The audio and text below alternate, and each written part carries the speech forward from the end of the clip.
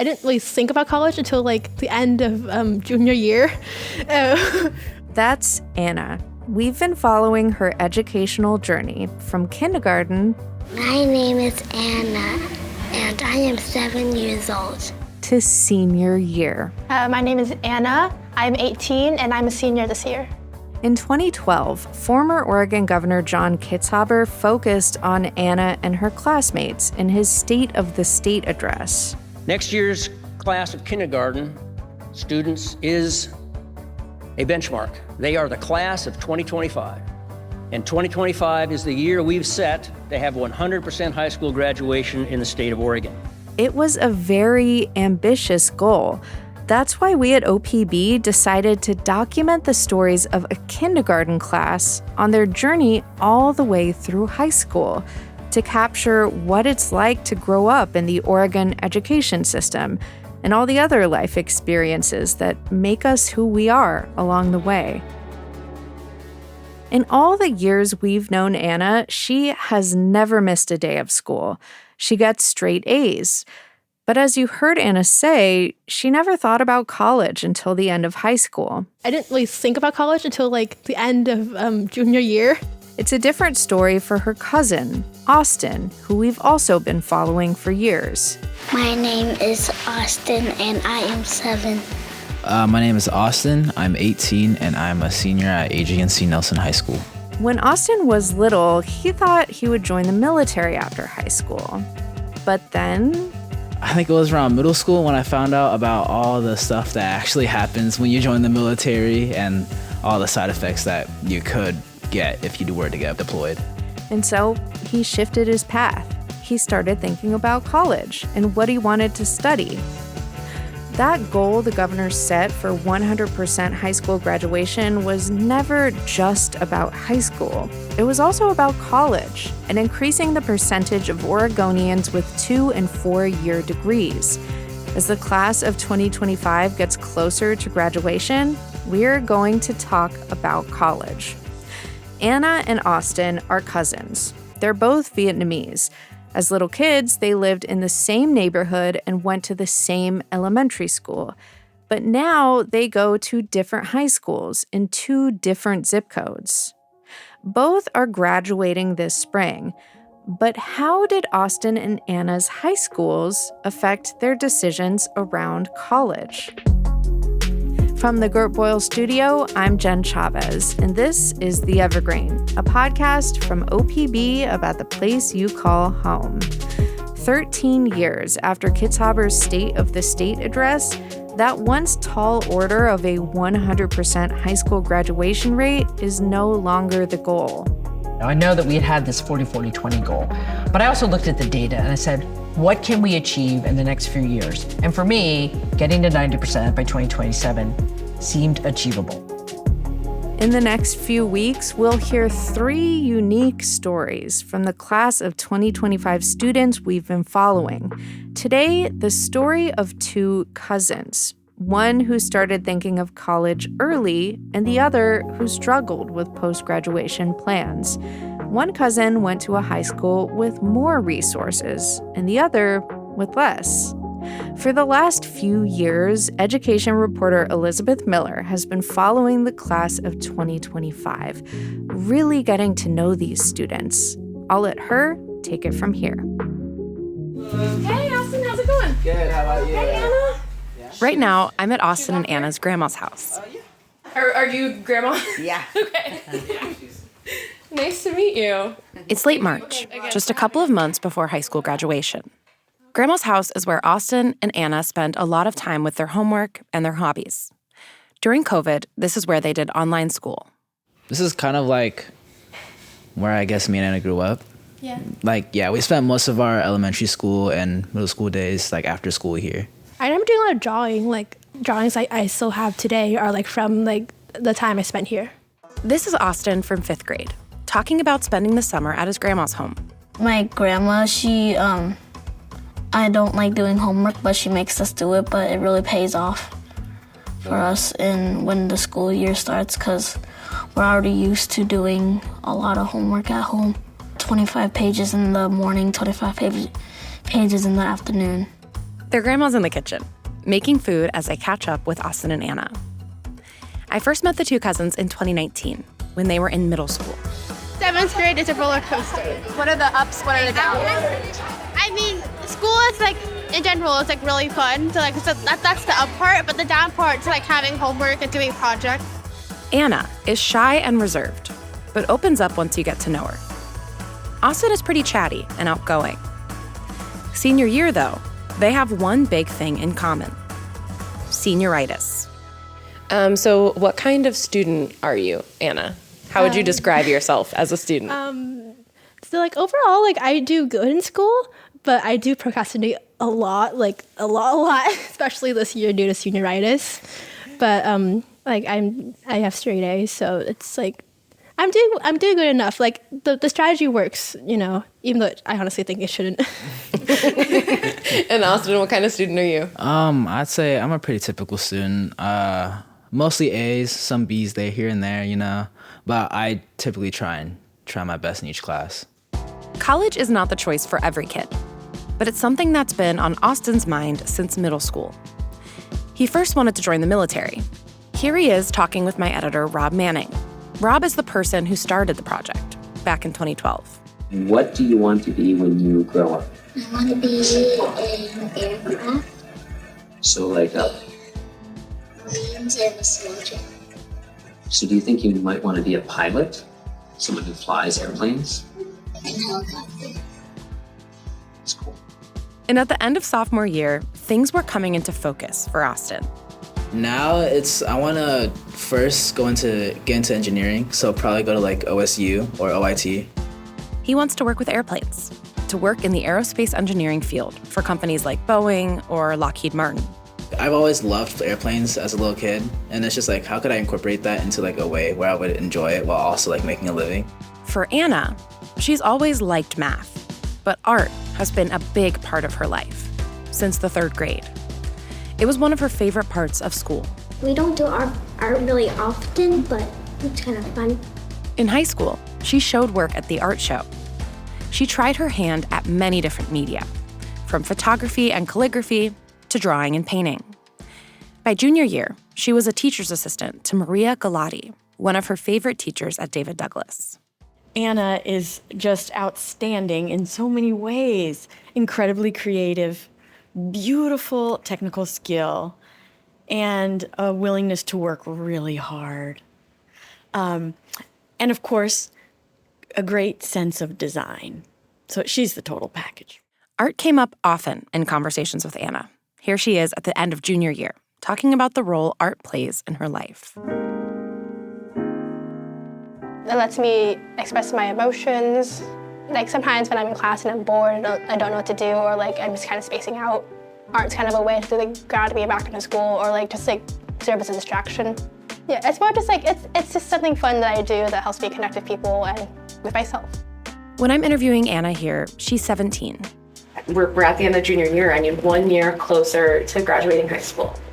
I'm kind of nervous. I'm not ready to be a senior at all. I feel like I don't know what I'm doing, but at the same time, like, I guess here I am. I kind of have to figure it out now, I guess. When you say don't know what you're doing, do you mean like after high school?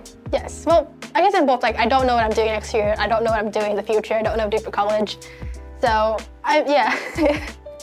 And again, she's a junior. This is a normal response. But I could tell she was starting to feel overwhelmed with all of the upcoming decisions she had to start making her senior year. You're kind of expected to do a lot of things now. They're expected to like be prepared to be an adult, to go to college, to figure out your career, figure out your future. It's a lot. Do you feel prepared to graduate and go to college?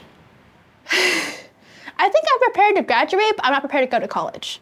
I think college is like a larger step. And from conversations I've had with Anna, I think her stress about the future also comes from pressure. Pressure she puts on herself, plus pressure she feels at home from her parents.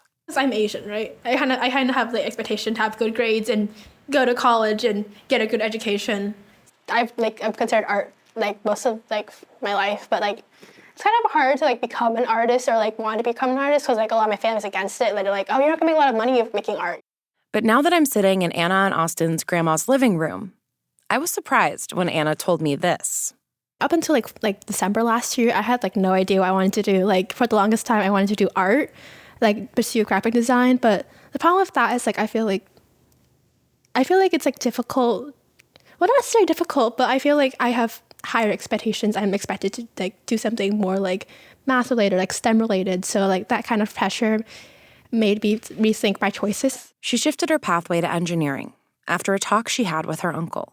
He just like straight up told me like, you should not go to community colleges. Here are some ideas. Like you can be like a pharmacist, you can do engineer, you can be like an accountant. Here's like a bunch of ideas and you need to choose one of them. Anna and Austin come from families with a lot of cousins, which means a lot of other people to compare yourself to. It's something I understand deeply. Anna's an only child. I am too. I also grew up with a lot of cousins. It may not be on purpose, but it's so easy to think, well, one cousin's a doctor, one cousin's doing this, why aren't you doing this other thing? When I was Anna and Austin's age, I wanted to be on Broadway. My parents supported me until I realized that was not going to happen. But it still felt hard to feel like the choices I was making were the right choices. At a young age, we start to feel so much pressure from others and even ourselves. We want to be great and accomplish so much, and it's clear here that Anna's parents want that. Anna wants that too. But it's so hard to make those decisions when you want something that others may not want for you, like a career in the arts.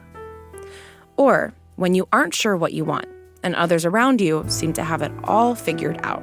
For the first like few months of senior year, it was definitely the most stressful because like I had to like make a decision, had to make a choice, and I wasn't really confident in that yet.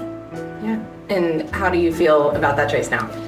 Now that I've made a choice, I think that I'm more, like, I have a plan now. Like I have something that I'm working towards, so I feel like I'm not lost anymore. Anna's decision for the future is complicated, like most things. While she was struggling to figure out what she wanted to do career-wise, her high school, David Douglas, also hadn't really prioritized talking with her about all of her college options and how life after high school might look. That's different from Austin's high school, where he is expected to think about college. Coming up after a break, how which high school you go to can have a huge impact on what you do after you graduate.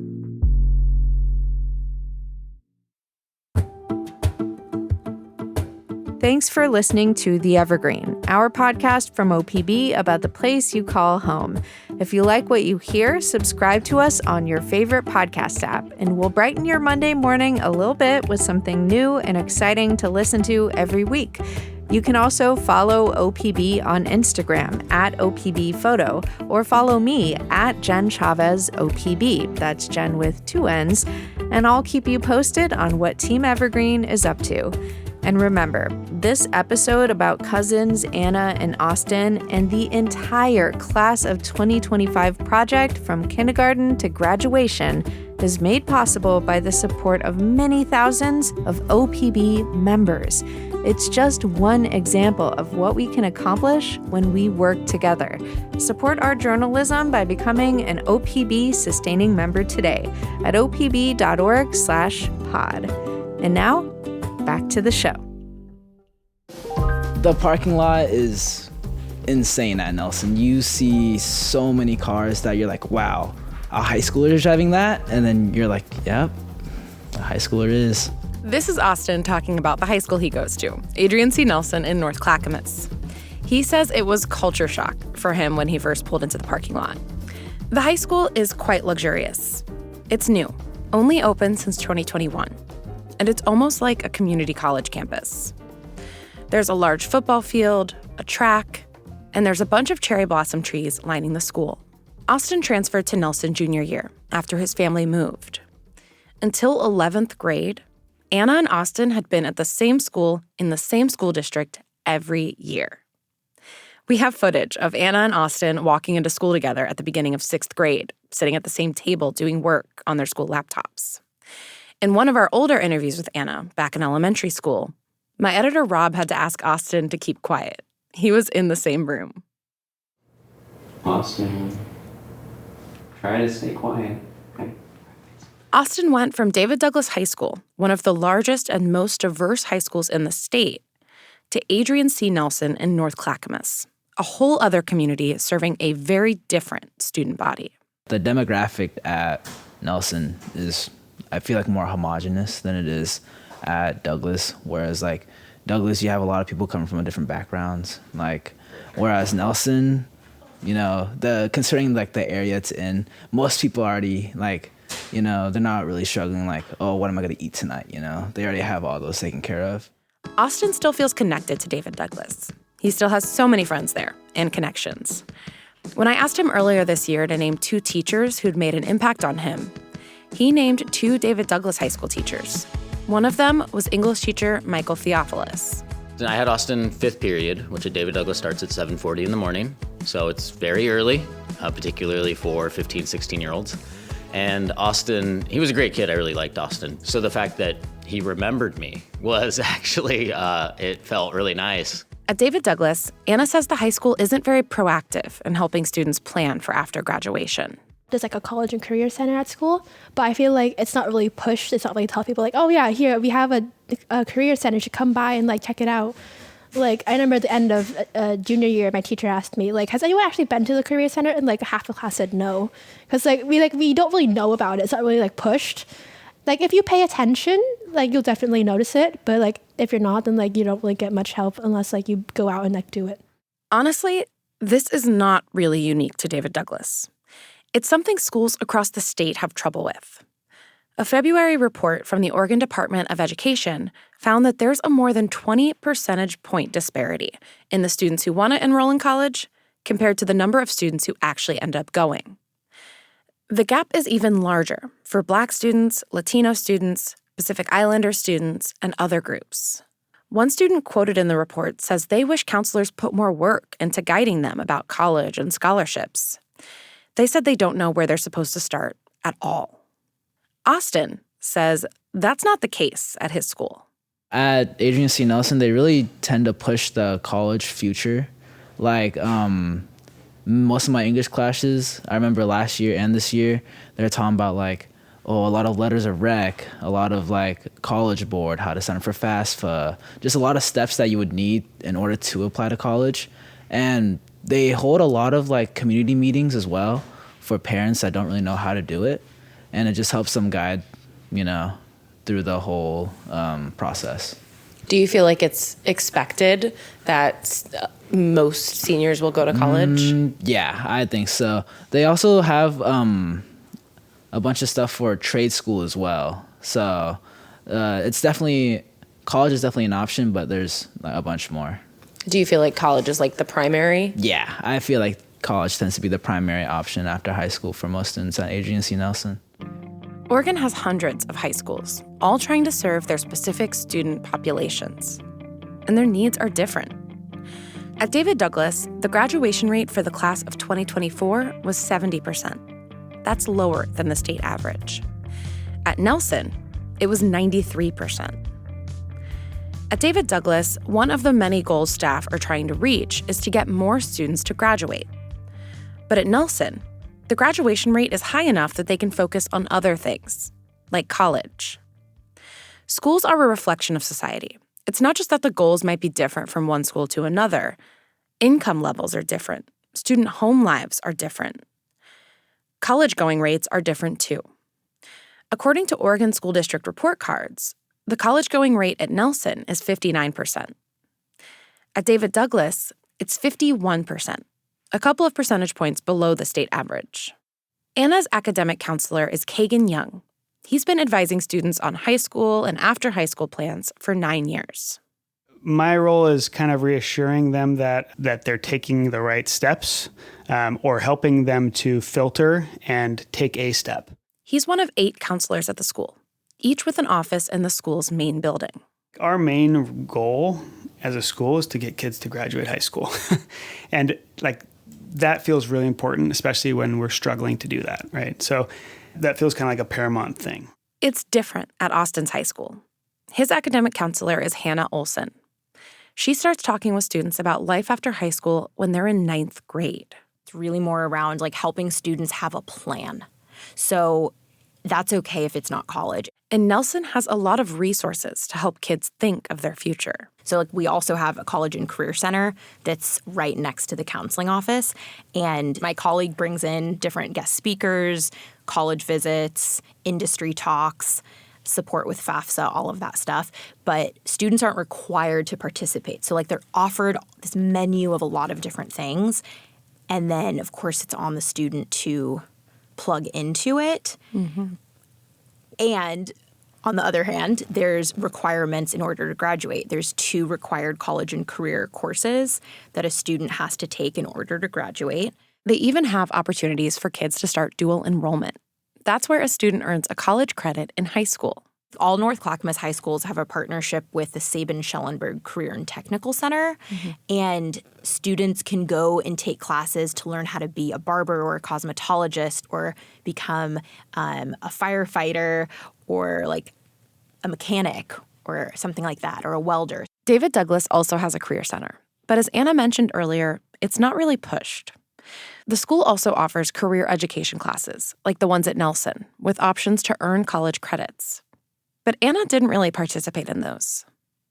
Students who participate in those career classes graduate at higher rates statewide than those who don't.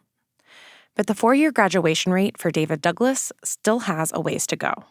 It does seem like if you've got the high school graduation thing down, or you've got a community that prepares young people to be able to school, right? Because it's all about schooling. Can you do school? And if they can do school, then the school's role is different, right? It's more preparing them for something after. And I think that's the challenge where, I feel like sometimes we have, but here we're really wanting students to be able to do high school so that they can be successful there. Because if you can't, if you're talking about the future and what you might do, but you're not being successful now, that's not a great way to plan without some clear, concrete steps for now. Things are starting to change. Kagan Young says next year, there's going to be more concrete opportunities for students to explore the future while they're still in high school. We're going to have some different classes related to high school, college and career exploration class, and a personal finance class. As Oregon standards related to that change, we are changing with that, and I think that will really help students get an idea of what to do. And that's happening in their junior year, where, we were doing this previously, this year, level up to freshman year, right? So they would get their maybe some exploration in freshman year, and then they don't really get anything else after that, which created some challenges. That's something the state is getting ready to prioritize too.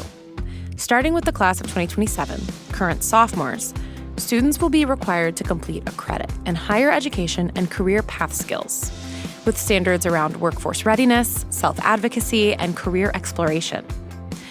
That's one of the more concrete efforts to get students to think past high school.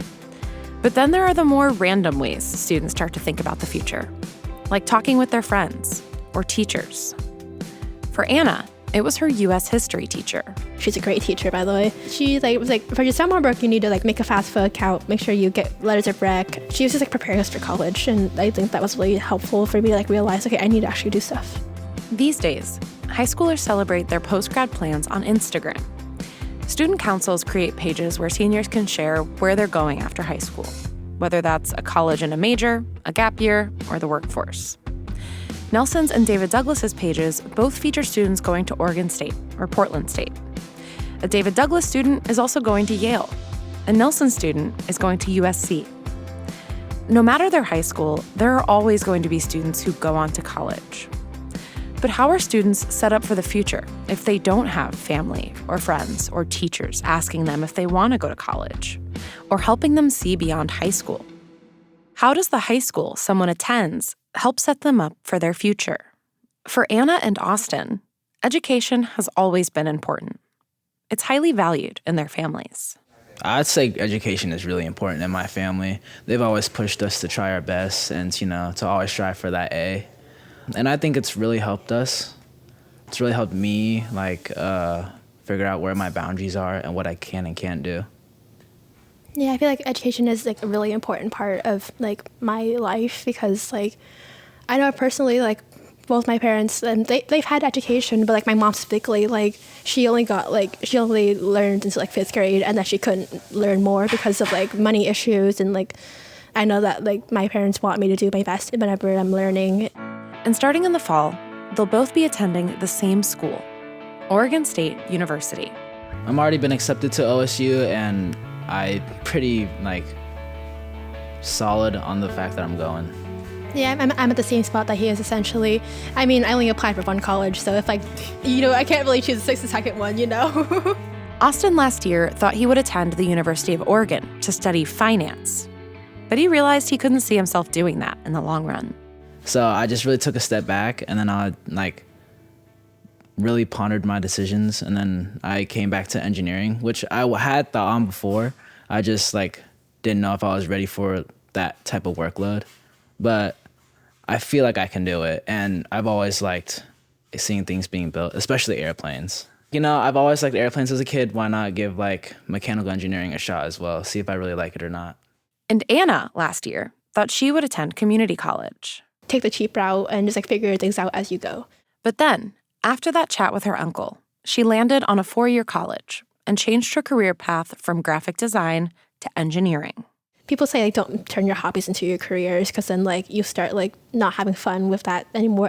It's no longer a hobby. It's more what you need to do to make a living. She says she's thinking about taking an art class in college. Over the years, we've watched these students figure out what they like and who they are. We've watched as these students have balanced the things they love with what they want to do when they grow up, what they want for themselves, and what their parents want for them. It's been bittersweet watching things start to settle this year, both the class of 2025's last year of high school and OPB's last year of this project. We've seen them on the first day of 9th grade, all the way to senior sunrise. First day of school, senior sunrise, class of 2025. Can you hear me? We saw them in school plays, senior nights for sports, or at prom, where we got to see Austin get down on the floor and do the worm to Uptown Funk by Bruno Mars.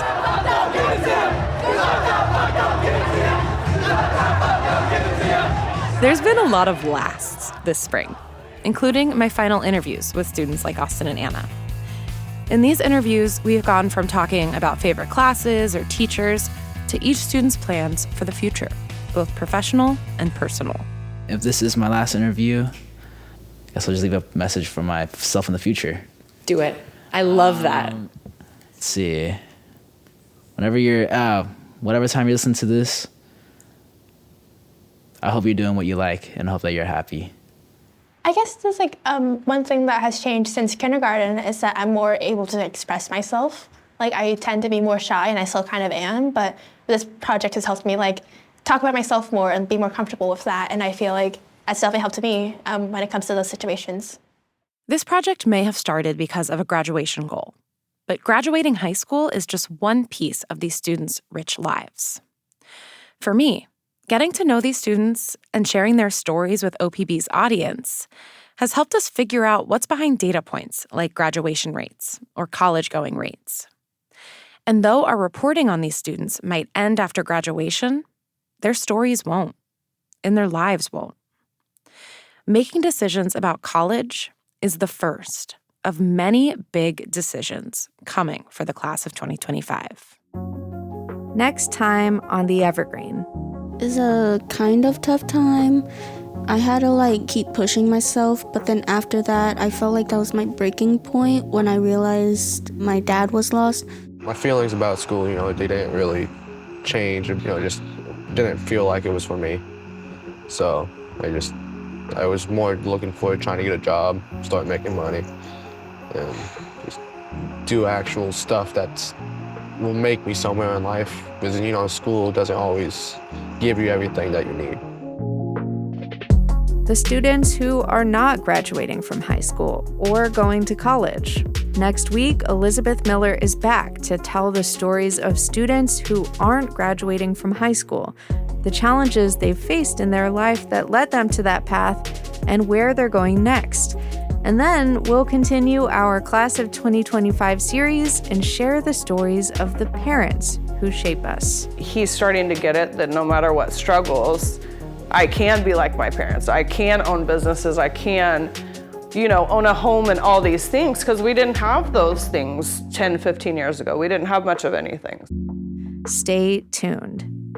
You can find links to all of OPB's coverage of the class of 2025, including podcast episodes just like this one, in our show notes.